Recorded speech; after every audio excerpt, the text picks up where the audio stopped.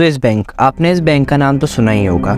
ये इस दुनिया का सबसे सुरक्षित बैंक माना जाता है। इसमें लोग अपनी ब्लैक मनी छुपाते हैं। ऐसा नहीं है कि इसमें से ब्लैक मनी ही छुपाई जाती है, बल्कि कुछ लोग अपना पैसा सुरक्षित रखने के लिए भी स्विस बैंक में खाता खोलते हैं। इसका मतलब ये बिल्कुल नहीं है कि मैं ये कह रहा हूँ कि भारत के बैंक सुरक्षित नहीं है, लेकिन स्विस बैंक इस दुनिया का सबसे सुरक्षित बैंक माना जाता है, क्योंकि स्विस बैंक के जो लॉज हैं वो इस दुनिया के सबसे स्ट्रिक्ट लॉज में से एक है।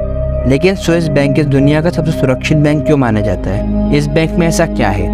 तो आइए जानते हैं इस पूरी वीडियो में। वीडियो अच्छी लगे तो वीडियो को लाइक और चैनल को सब्सक्राइब जरूर करें। सबसे पहले आप ये समझ लीजिए कि स्विस बैंक किसी एक बैंक का नाम नहीं है, बल्कि स्विट्जरलैंड में जितने भी बैंक हैं उन सबको स्विस बैंक कहा जाता है।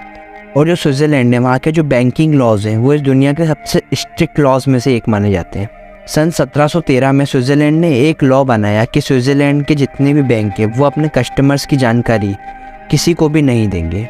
इसके बाद तो मानो दुनिया भर के लोगों ने स्विस बैंक में अपना पैसा जमा करना शुरू कर दिया।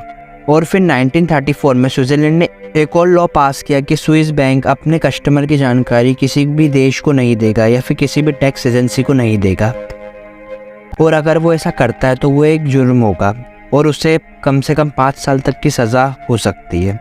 और इस लॉ को बैंकिंग के इतिहास का सबसे बड़ा और सबसे स्ट्रिक्ट लॉ माना जाता है। और इसके बाद तो मानो स्विस बैंक हर बड़े आदमी की पहली पसंद बन गया, और अब हर कोई अपना काला धन छुपाने के लिए स्विस बैंक में खाता खोलता है।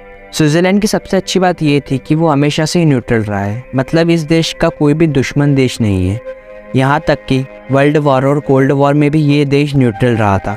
स्विट्ज़रलैंड पर कभी किसी ने हमला नहीं करा, जिसकी वजह से स्विट्ज़रलैंड पर आज हर कोई देश विश्वास करता है। स्विस बैंक में अकाउंट कैसे खोला जाता है? ऐसा नहीं है कि स्विस बैंक में सिर्फ बहुत ज़्यादा पावरफुल या फिर पैसे वाले लोग ही अकाउंट खोल सकते हैं। वहाँ पर हर कोई इंसान अकाउंट खोल सकता है, बस उसके भी कुछ नियम कायदे कानून है।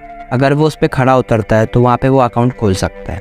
जैसे कि अकाउंट खोलने के लिए आपकी उम्र 18 साल से ज़्यादा होना चाहिए, आपका इंटरनेशनल पासपोर्ट 6 महीने से ज़्यादा वैलिड होना चाहिए, आपका वहाँ पर रिज्यूमे भी जमा करवाते हैं और उसमें साफ साफ लिखा होता है कि आप कैसे पैसा कमाते हैं और कैसे इस पैसे को लाए हैं। और जो सबसे ज़रूरी चीज़ है कि आपके पास 1 मिलियन स्विट्ज़रलैंड फ्रैंक्स ज़रूर होने चाहिए। भारतीय रुपयों में 9,14,35,000 के आसपास है। स्विस बैंक का जो साधारण अकाउंट है वो तो हर कोई खुलवा सकता है, लेकिन स्विस बैंक पावरफुल और रिच लोगों के लिए एक अलग से अकाउंट होता है, जिसकी वजह से स्विस बैंक बहुत फेमस है। उसे कहा जाता है नंबर अकाउंट। ये नंबर अकाउंट क्या है तो आइए जानते हैं। नंबर अकाउंट को खोलने के लिए आपको एक बार स्विस बैंक में फिजिकली जाना होता है और आपको ये अकाउंट खुलवाना पड़ता है। और इस अकाउंट में आपकी कोई जानकारी नहीं होती, बल्कि आपकी नाम की जगह पर भी बस एक नंबर होता है। और इस नंबर को सिर्फ कुछ बैंक के ऑफिशियल्स या टॉप लोग ही जानते होते हैं कि इस नंबर के पीछे कौन है। बाकी ये दुनिया भर से छुपा के रखी जाती है। और फिर कुछ लोगों के लिए तो अंडरग्राउंड बंकर्स भी बनाए जाते हैं, लेकिन सिर्फ उन लोगों के लिए जो बहुत सारे सिक्योरिटी क्लियरेंस को पास करते हैं, और उसके बाद उन्हीं को ये बंकर दिए जाते हैं। आपको ये बात जानकर हैरानी होगी कि इस बंकर का जो रेंट है वही करीबन $5 लाख होता है। तो अब आप सोच ही सकते हैं कि जिस चीज़ का रेंट इतना है उसमें कितना ज़्यादा पैसा भर के रखा होगा। और इस बैंक में बड़े बड़े लोग अपना सोना, चांदी, हीरे, जवाहरात जो भी आप कह सकते हैं, इन कीमती चीज़ें छुपाता है।